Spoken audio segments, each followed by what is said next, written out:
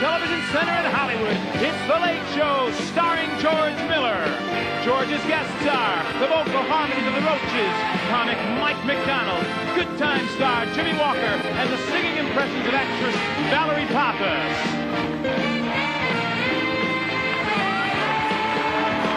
Me, I'm Clint Holmes with Mark Hudson and The Late Show Band.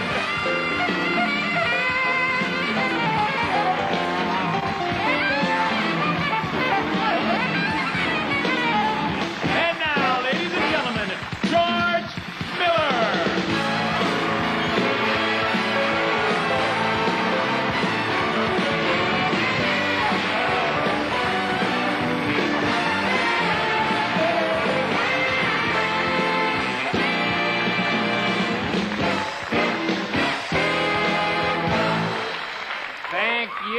Thank you very much. How you doing? I am good.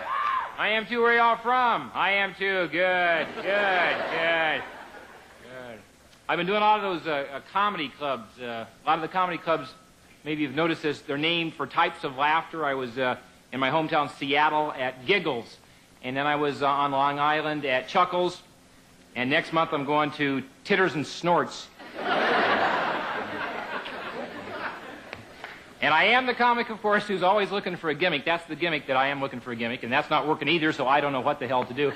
But for a while, you know, I was the bothered comic, and here's some stuff that bothers me. I don't like guys who brag about their temper. Hey, when I get mad, you don't want to be around. I don't want to be around when he's delighted.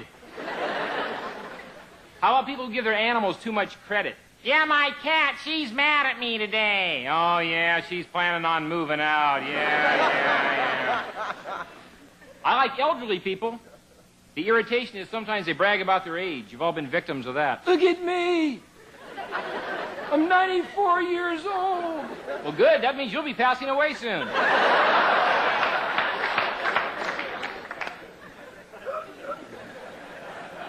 Let's talk about death, because I always felt sorry for Mr. Bojangles, because his dog upped and died.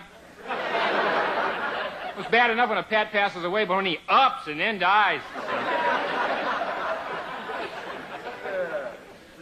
I'm not supposed to look over there as much. I'm supposed to look right here. Excuse me.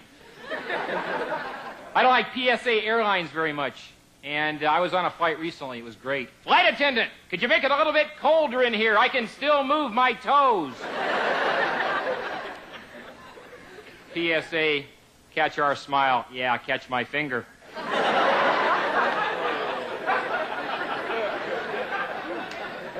And I think there should be a law against ugly people hugging and kissing at the airport. Having a look at this spoils everybody's trip. And I get on the plane. It's about 6 o'clock in the evening, so naturally everybody got one of those little prisoner of war TV dinners. And afterwards, the flight attendant came around with a complimentary after-dinner mint. Oh, no thanks. I could need another bite. The same thing happened to me that always happens anytime I have lunch or dinner on an airplane. I burn my tongue on one of those piping hot rolls. Why don't they put a warning on those things? And fresh? Oh, yeah. The last time that roll saw an oven was about 72, something like that. You know a good trick to play on the flight attendant? When she brings around your dinner, stand up and yell, I didn't order this and I'm not paying for it. After dinner, I'm trying to take a nap, but I can't do it because the little kid right behind me is getting into the Guinness Book of World Records by opening and closing his tray table 1,000 times a minute. I hate that irritating sign they got on a lot of airplanes. No smoking, no foomer. I don't mind not smoking, but I will not give up my foomer. And I get back east, I spare no expense. I stayed at the Loud Maid Motel. I think the one thing everybody looks for in a first-class motel, plastic drinking glasses, especially when they've been bolted down and you have to slurp like a dog.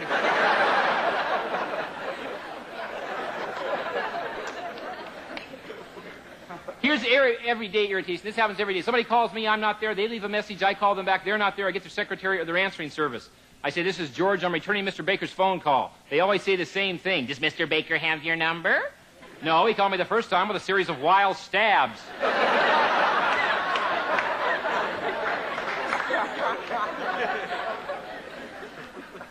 Hey, you ever do this? You get out of the shower, start to blow dry your hair, but after just a few seconds you turn off the hair dryer because it produces some kind of a noise which makes you think you heard the phone ring?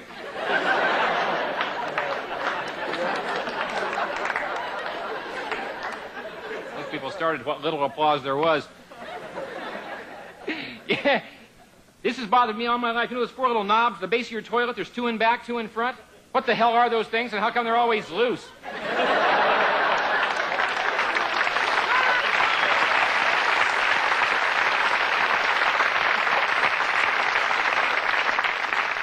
And why is that brown stuff always on them, and how did he get down there?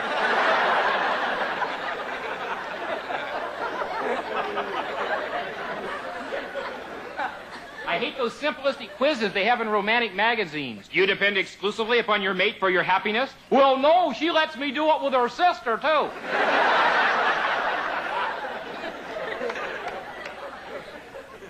Hey, I bought this sexual etiquette book, a lot of do's and don'ts I didn't know about. For instance, the man, after making love, should never say to the lady, "Okay, Gertrude, that ought to hold you for a while."